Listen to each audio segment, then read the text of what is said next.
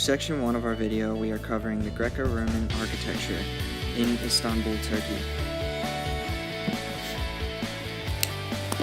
The first piece we're covering is the Serpentine column, which is the only Greek form of architecture in Istanbul. It is nearly 2,500 years old. It was brought to Istanbul by Roman Emperor Constantine in 324 BC. A column made from bronze. It had 3 snakes at the top. It was built in honor of the god Apollo for victory at the Battle of Plataea in 479 BC. The snakes fell off, or, by legend, were knocked off by a drunk Polish noble in 1700 AD. This picture depicts the original plan of what the Serpentine column was to look like, with the 3 snakes at the top and the column in full. This is what the original head looked like.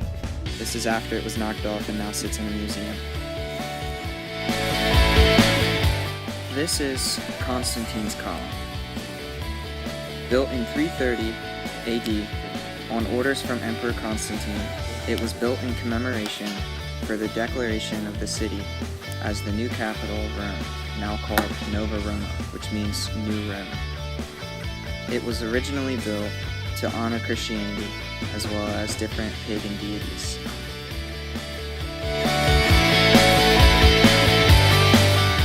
This is the top of the monument. It had this deity at the top before it weathered away and or was stolen through all the pillaging and other such things in Istanbul. Probably the most important piece of architecture in Istanbul from ancient times is the Hagia Sophia.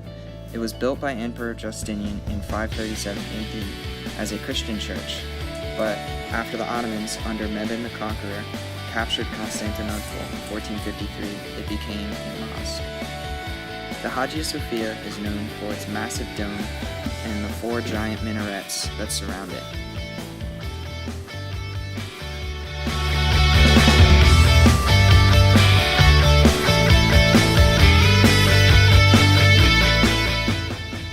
It is widely believed that this was the pinnacle of Byzantine architecture. It was also said that the Commons at Salisbury University was modeled after the Hagia Sophia. You can see this in the dome that Commons has.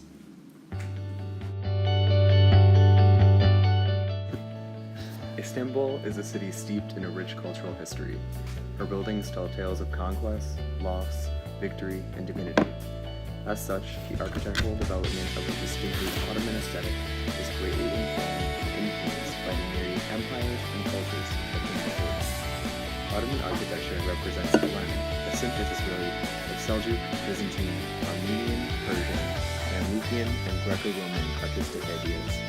Truly Ottoman architecture did not emerge until the 16th century, with Mimar Sinan responsible for the cementing of distinctly Ottoman, which some people claim is Turkish, architectural and engineering style. This unique cultural identity, notably present in Istanbul, Bursa, and Erbil during these centuries, was created and expressed through Kuliye.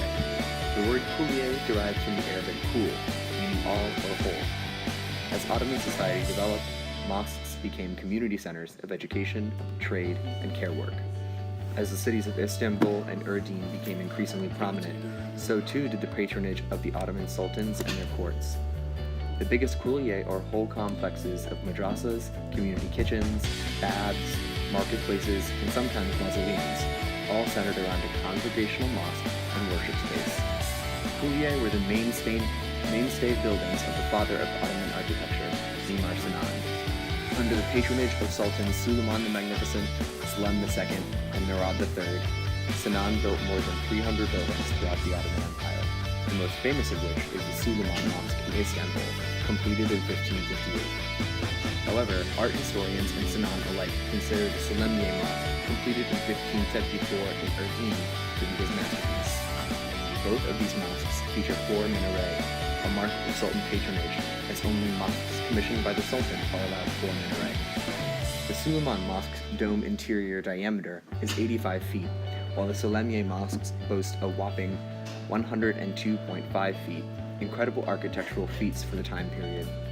The Couliers have become cultural, financial, informational, spiritual, and educational hubs of cities, generally forming the historic residential core of Ottoman cities over time.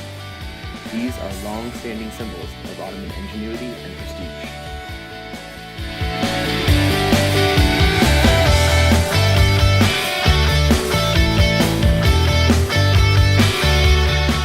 Tanzimat reform in the 19th century of the Ottoman Empire led to Westernization of the Ottoman ideals and Westernization of Ottoman architecture. They commissioned foreign architects at a new Imperial College of Military Engineering to teach young Ottomans. French design was introduced in Ottoman gardens and decorations. Western designs were instituted in military barracks and palaces. These were designed by British architect W. J. Smith and Swiss architect Gasparet Vazati. The epitome of Tanzimat architecture would be the Sirgan Palace, built in 1863 and completed in 1867. It's made mostly of wood and marble with a large garden wall. The Parliament in the early 20th century, while it was still the Ottoman Empire, held meetings there. And it is currently a hotel, a very expensive hotel with a Sultan suite, and I think it's 5-star.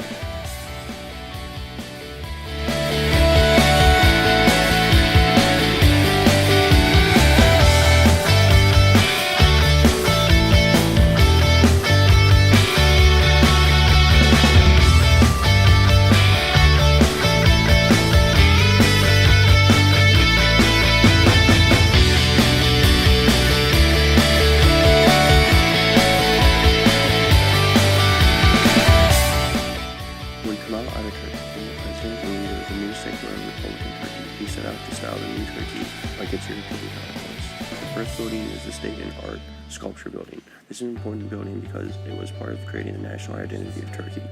It was designed by Arif Hikmet Kalingul, who was born in 1888 and lived until 1982. He designed the building under the direction of Kemal Ataturk.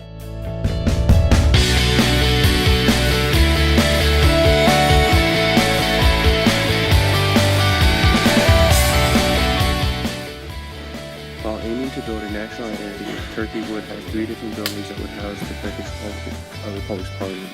The first of these buildings is currently the War of Independence Museum and was originally designed by Selim Bey. It is a 1-story building built out of andesite, which is a common stone found around Ankara.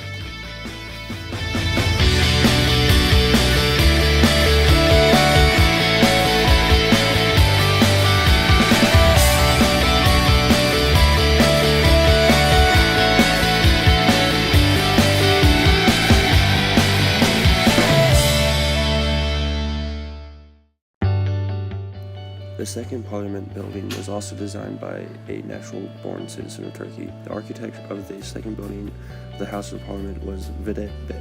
He was born in 1873 and died in 1947. This building was used from 1924 to 1960, when a new parliamentary building was designed by Austrian Clemens Holzmeister. Even though Kemal Ataturk died in 1938, he still influenced the construction of these buildings. The shift in designs from Turkish nationals to Europeans shows the opening of Turkish society to foreign-born people. The building ended up on the currency of the country. Overall, during the lifespan of Kemal Ataturk, the building designs became more and more Western, especially state-funded ones. The transition from buildings of government to museums also sets a precedent for holding Western modern buildings in high regard. Even after his death, his aim to make Turkey more modern and Western can be seen in the last parliamentary building.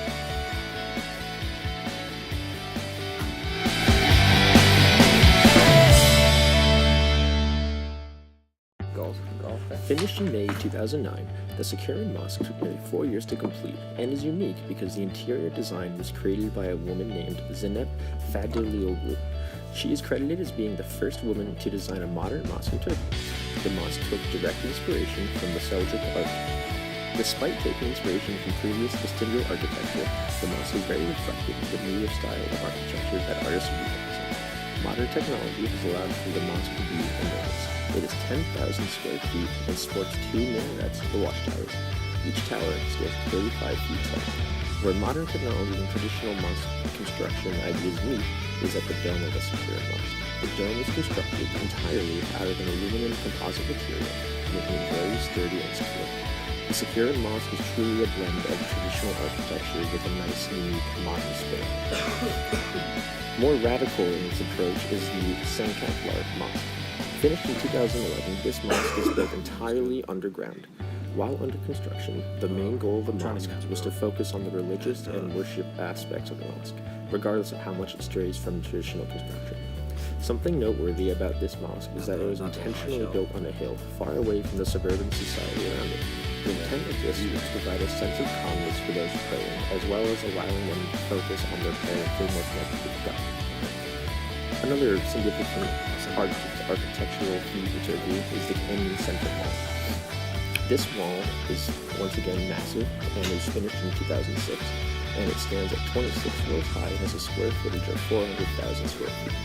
This building contains hundreds of retail stores, and amongst these retailers are 179 luxury apartments.